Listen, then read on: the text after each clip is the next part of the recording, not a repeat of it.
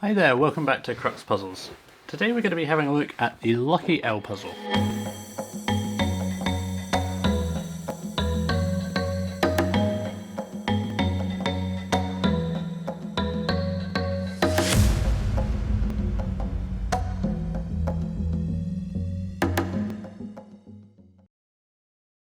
This is a relatively new puzzle from Creative Craft House in the USA. It's handmade by them in their workshop in Florida. It comes with a base, the pieces, and the cover here. It's quite a nice wooden cover, pretty useful for keeping all the pieces in place if you happen to have it in the unsolved solution. So this puzzle, as you can see, is made up of L-shaped pieces. There's 12 L-shaped pieces, and the one unusual thing about this one is that they've each got a hole somewhere in them. So each one has one hole, and you'll notice that the base here has these pegs, which the holes fit over. So these are all hardwood pieces, and so is the base and the cover as well. So a really nice finish to this puzzle. The different colours I think look really good, especially when it's solved. It looks really nice.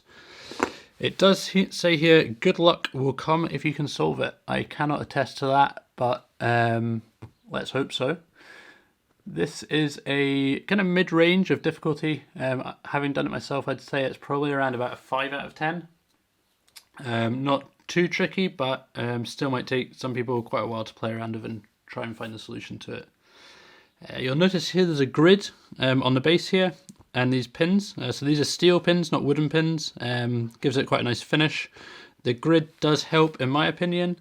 Other than that, it's a fairly straightforward puzzle. What you're aiming to do is fairly obvious from the outset, and how you're going to achieve it is just a matter of either trial and error or trying to be a bit more logical and work your way through it.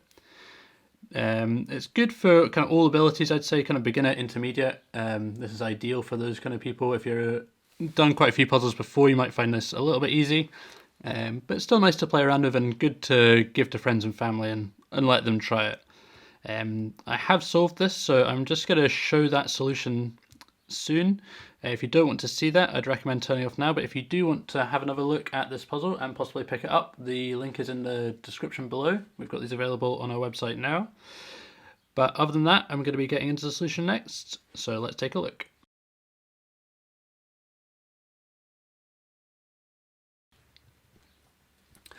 Okay, so the way I went about this was the first thing I wanted to know was whether the solution completely filled the base or whether there was going to be gaps, because it comes and there's gaps dotted about. So the way I did this was I checked the number of squares in the base here, so it's 6 by 8, giving you 48 squares, and the L-shaped pieces are made of 4 squares, so 4 squares times by the 12 pieces is 48. So I knew that the pieces were going to fit within the base with no gaps. So that was the first useful kind of bit that I found out first. And then it was just a kind of matter of try and error, fitting the pieces. The pegs, at first I thought they were going to be making the puzzle harder, but I think they actually make it slightly easier because you've got a bit of a point of reference as to the orientation of the pieces. And also you can see where there's certain pegs together.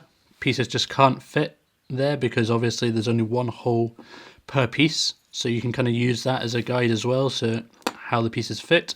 Obviously, these pieces can be flipped and used either way around. They're all just double-sided. So next, I'm just going to get into the solution and show you how they all fit together.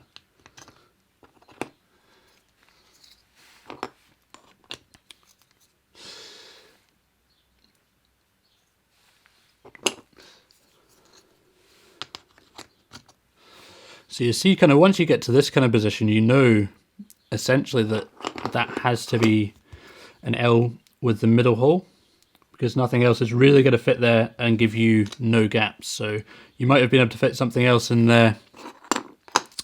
Say there's not actually that many that can fit there, but possibly one with the hole at the end, but then you're going to have these gaps. So you know once you've fitted these three in, if these three are correct, then you're going to have one with the middle hole there. And this is the kind of feedback that you get from the puzzle that I think does make it slightly easier than a regular kind of dissection puzzle if you were having these pieces with no holes.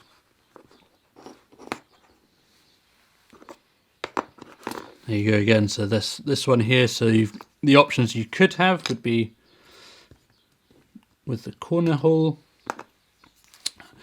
or you're going to have to go with the middle hole. So I'll go with the middle hole on that one, and then you can see here that leaves that space there for the end hole.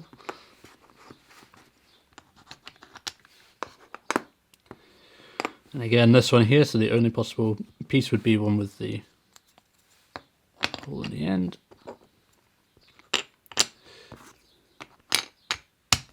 And there we go, that's the solution.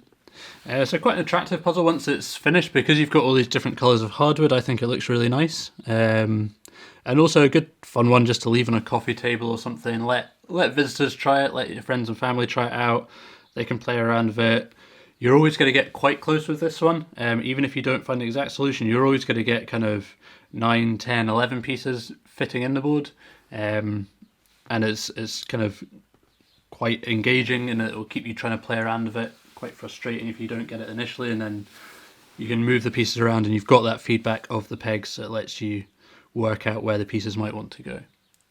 So that's the Lucky L puzzle. Hopefully now I will have good luck. If you would like to pick one of these up, we've got the description and the link below. Hopefully you enjoyed this video. If you want to see more videos of puzzles, we'll be making more and releasing them on the channel, so make sure to subscribe for those. But that's it for today. Hopefully see you in the next one.